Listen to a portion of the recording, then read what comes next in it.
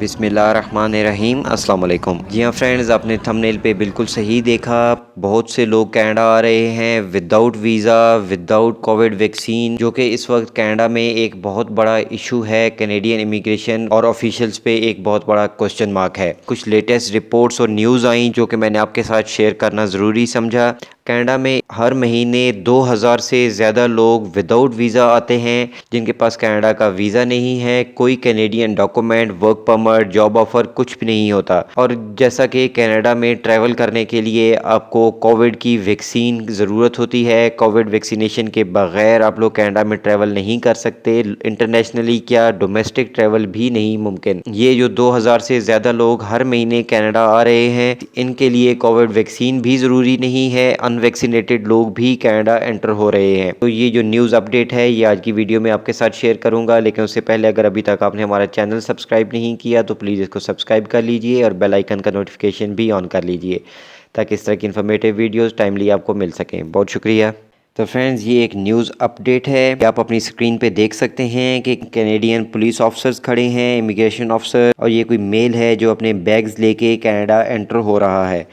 تو فرینڈز، ایسے لوگ کینیڈا آ رہے ہیں ہر مہینے آلموسٹ 2000 سے زیادہ، اور میرے بہت سے ویورز کو اندازہ ہو گیا ہوگا کہ میں کیا بات کر رہا ہوں۔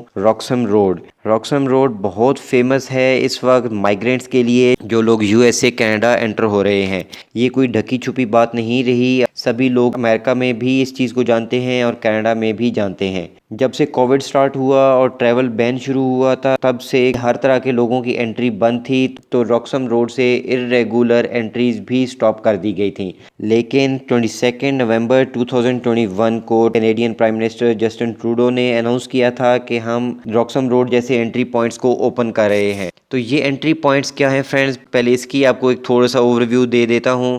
یہ ایسے انٹری پوائنٹس ہیں جہاں پہ کوئی چیک پوسٹ یا بارڈر نہیں ہوتا۔ یہ کینیڈا اور یو ایس کا بارڈر ہے، لیکن یہاں پہ کوئی چیک پوسٹ نہیں ہے، پراپر بارڈر کنٹرول یونٹس یہاں پہ ڈپلوائے نہیں ہوتی۔ یہاں سے لوگ غیر قانونی طریقے سے انٹر ہوتے ہیں کینیڈا میں۔ اور فرینڈز، یہاں سے آنے کی ضرورت کیوں پیش آتی ہے یہ بھی میں آپ کو بتا دیتا ہوں۔ کینیڈا اور یو ایس کے بیچ ایک ایگریمنٹ ہے، safe third country agreement. Safe third country agreement کے مطابق جو لوگ اسائلم کرنا چاہتے ہیں، اسائلم سیکرز ہیں، ریفیوجی کلیم کرنا چاہتے ہیں، ان کے لیے ضروری ہے کہ وہ جس بھی کنٹری میں پہلے لینڈ ہوں گے وہیں پہ وہ اپنا اسائلم کلیم انٹر کریں گے۔ مینز کہ اگر وہ کینیڈا میں لینڈ ہوئے ہیں تو پھر ان کے لیے ضروری ہے کہ وہ کینیڈا میں ہی اسائلم کلیم کریں، اور اگر وہ یو ایس میں لینڈ ہوئے ہیں تو پھر ان کے لیے ضروری ہے کہ وہ امریکہ میں ہی اپنا اسائلم کلیم داخل کریں۔ لیکن اس ایگریمنٹ میں ایک لوپ ہول ہے اور جس کا لوگ فائدہ اٹھاتے ہیں۔ اس ایگریمنٹ میں یہ لکھا گیا ہے کہ جو بھی لوگ کینیڈا کے بارڈر پہ، چیک پوائنٹ پہ آ کے، چیک پوسٹ پہ آ کے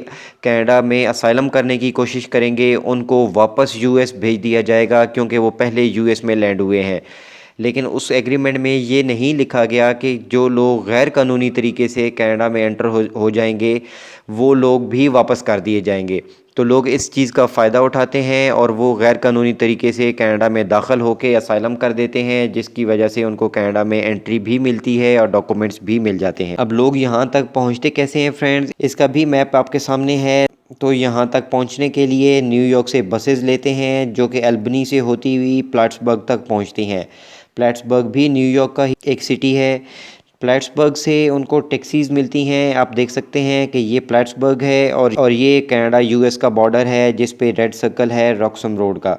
یہاں تک تقریباً پونا گھنٹہ یا 1 گھنٹہ کی ڈرائیو ہوتی ہے، ٹیکسیز ملتی ہیں جو ٹیکسیز آپ کو ڈراپ آف کرتی ہیں راکسم روڈ کے قریب۔ اور یہ آپ اس کا دیکھ سکتے ہیں یو ایس کینیڈا کا بارڈر، یہاں پہ آپ کو ٹیکسیز ڈراپ کرتی ہیں یو ایس والی سائڈ پہ۔